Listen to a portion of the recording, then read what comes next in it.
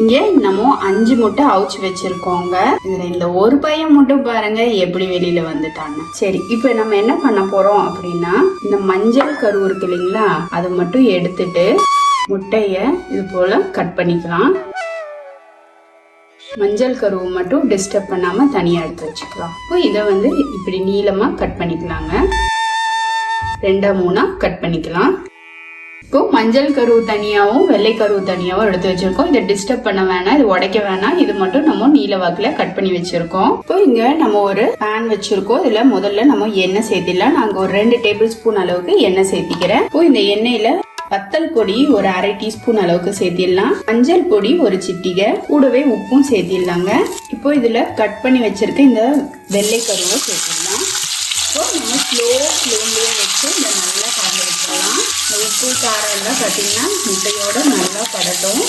கொஞ்சம் லைட்டாக கிறிஸ்பாக இருக்கிற மாதிரி வறுத்து எடுத்துக்கலாம். ஆனால் ஃப்ளேமை மட்டும் மீடியம் ஃப்ளேம்லேயே வச்சுக்கோங்க, ஹை பண்ணிட வேணாம். நம்ம ஸ்லோ ஃப்ளேமில் வச்சு இது போல் நம்ம முட்டையை வதக்கி கொடுக்கலாங்க. தேங்காய் எண்ணெய் சேர்த்து வதக்கும் போது இன்னும் கூட மனமாக சூப்பர் டேஸ்ட்டாக இருக்கும். இப்போ முட்டை பார்த்தீங்கன்னா நல்லா கிறிஸ்பாக, ஓவர் கிறிஸ்பாகாமல் அந்த தோல் போல் லைட்டாக கிறிஸ்பாக இருக்குது. இப்போ இதை நம்ம எடுத்துடலாங்க.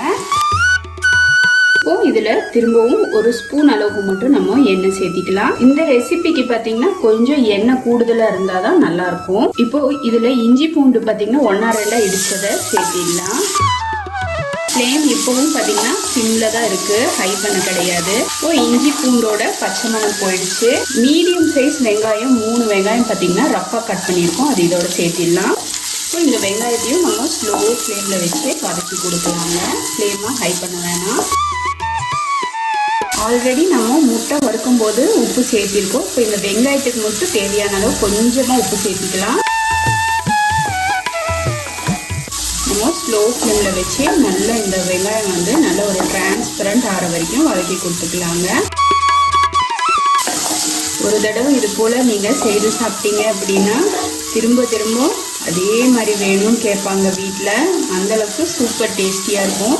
இதை நம்ம சப்பாத்தி கூட வச்சு சாப்பிட்லாம், ஈவன் ரைஸ் கூட வச்சு கூட சாப்பிட்லாங்க, நல்லா இருக்கும். இப்போ வெங்காயம் பார்த்தீங்கன்னா நல்லா சாஃப்ட் ஆயிடுச்சு. இப்போ இதில் மிளகா பொடி ஒரு 1/4 டீஸ்பூன் அளவுக்கு சேர்த்திக்கலாம். மல்லித்தூள் ஒரு 1/4 டீஸ்பூன், கரம் மசாலா தூள் ஒரு 1/4 டீஸ்பூன், மஞ்சள் தூள் பார்த்தீங்கன்னா அது ஒரு சிட்டிகை அளவுக்கு சேர்த்திடலாம். சீரகத்தூள் ஒரு 1/4 டீஸ்பூன் சேர்த்திக்கலாம். இதில் நீங்கள் குறுமிளகு தூள் சேர்க்கறதா இருந்தால் சேர்த்திக்கலாங்க. குறுமிளகு தூள் சேர்க்கும் போதும் இன்னும் டேஸ்ட் நல்லா தான் இருக்கும்.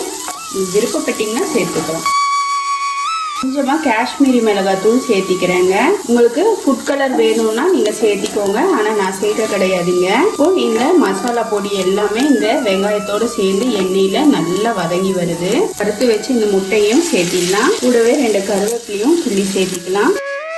இது எல்லாத்தையும் நல்லா ஒரு தடவை புரட்டி கொடுத்துடலாங்க. வெங்காயம் கூடி இன்னி கூட கொஞ்சம் சேர்த்து போட்டிங்க அப்படின்னா சாதத்தோட பிசைஞ்சு சாப்பிட்றதுக்கு நல்லாயிருக்கும். இல்லாட்டி நீங்கள் சாதத்தை இது கூட கலந்து கூட லஞ்ச் பாக்ஸ் ரெசிபியாக கூட கொடுக்கலாங்க, நல்லாயிருக்கும். கடைசியாக நம்ம முட்டையோட மஞ்சள் கருவையும் சேர்த்திடலாம். முட்டையோட மஞ்சள் கரு சேர்க்கும் போது நம்ம ரொம்ப புரட்டி கொடுக்காம லைட்டாக கீழேருந்து இது போல் எடுத்து விட்டால் போதும். இல்லாட்டி மஞ்சள் கரு உடஞ்சி எல்லாமே மிக்ஸ் ஆகிடுச்சுன்னா அது ஒரு மாதிரி நல்லா இருக்காது. இப்போ மேலால் கொஞ்சமாக எலும்பிச்சை சாறை பிழிஞ்சு விட்டுருலாங்க. அந்த புளிப்பும் காரமும் சேர்ந்து சும்மா சூப்பராக இருக்கும். ஈஸியாக கொத்தமல்லி தலையை தூவி விட்டுலாம். அவ்வளோதாங்க, சூப்பர் டேஸ்டியாக சிம்பிளான முட்டை ரெடி ஆயிடுச்சு. ஒரு தடவை ட்ரை பண்ணி பாருங்க. சாதத்தோட பிசைஞ்சு சாப்பிடுங்க, ரொம்ப சூப்பராக இருக்கும். அப்படி இல்லாட்டி சாதத்தோட நம்ம தாளிச்ச சாதம் போல மிக்ஸ் பண்ணி லஞ்ச் பாக்ஸுக்கு கொடுத்தாலும் ரொம்பவே சூப்பராக இருக்குங்க. நம்ம செய்த இந்த முட்டை ரெசிபி வீடியோ உங்களுக்கு பிடிச்சிருந்தா லைக் பண்ணுங்க, ஷேர் பண்ணுங்க. மறக்காம மை ஃபர்ஸ்ட் வியூவை சப்ஸ்கிரைப் பண்ணுங்க ஃப்ரெண்ட்ஸ். பெல் ஐக்கானோட ஆல் ஆப்ஷனை கிளிக் பண்ண மறந்துடாதீங்க. இது வரைக்கும் வீடியோவை பொறுமையாக பார்த்ததுக்கு ரொம்ப ரொம்ப நன்றி ஃப்ரெண்ட்ஸ். மறக்காம ட்ரை பண்ணி பார்த்துட்டு கமெண்ட் செக்ஷன்ல உங்களோட கமெண்ட்ஸை போஸ்ட் பண்ணவும் மறந்துடாதீங்க. தேங்க்யூ.